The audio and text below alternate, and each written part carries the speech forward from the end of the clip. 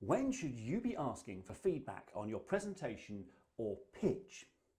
Now, in my last video, we talked about who you should ask for feedback, but it does make a big difference when you receive that feedback. Let's start with if you're rehearsing. Now, hopefully you are rehearsing your pitch or presentation, aren't you? Too many people don't, and it's always immediately obvious when I see people on stage or standing up in a meeting room when they haven't rehearsed. Rehearsal is essential to deliver a great presentation.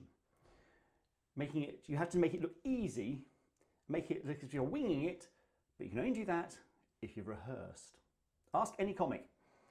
They'll tell you that all those little supposedly ad-libs are often well rehearsed and timed and practiced and things, and the same goes for your pitch or presentation. So if you are rehearsing, ask somebody to give you feedback immediately after your rehearsal. Two ways to treat it. First of all is to take it on board there and then and try again.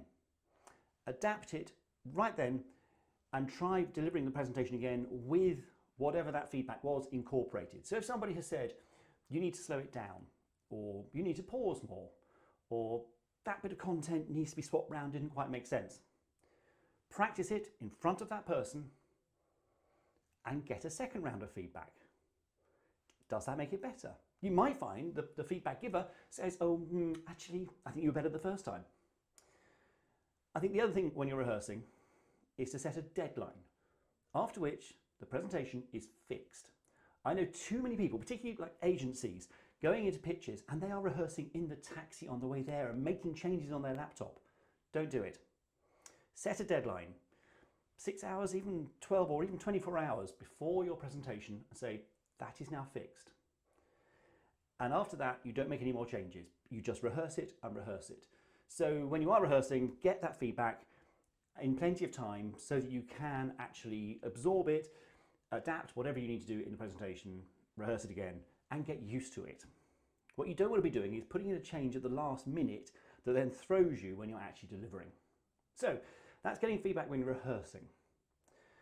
When you're delivering, I think there's a couple of sort of deadlines or timings to be aware of. First of all, ask the person that you want to give you feedback beforehand. Say, I'm going to be presenting at the meeting this afternoon, or I know you're at the conference tomorrow. Could you give me some feedback afterwards, please? And tell them what you want feedback on. Could you tell me, was my body language right? Was I open? Did I speak slowly enough? Did I pause enough? Did my content make sense? How was my audience interaction? And in fact, these are questions you should probably be also asking during rehearsal feedback as well. But ask somebody in advance the feedback you'd like. Be specific. The more specific you can be, the more specific the feedback you're going to get will be. And that's what makes it useful. So ask the person in advance and tell them when you'd like it.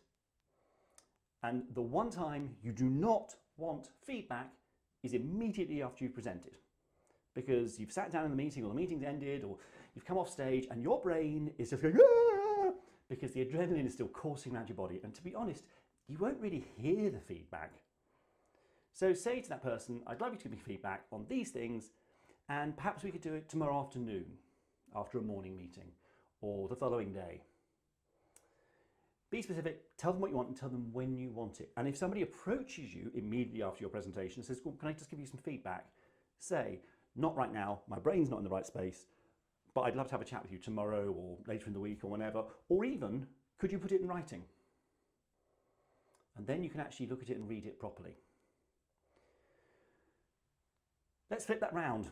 If you are the feedback giver, please, please, please bear those timings in mind. Do not approach the person you're giving feedback to as soon as they come off stage or as soon as the meeting has ended. Because to be honest, they won't be listening properly.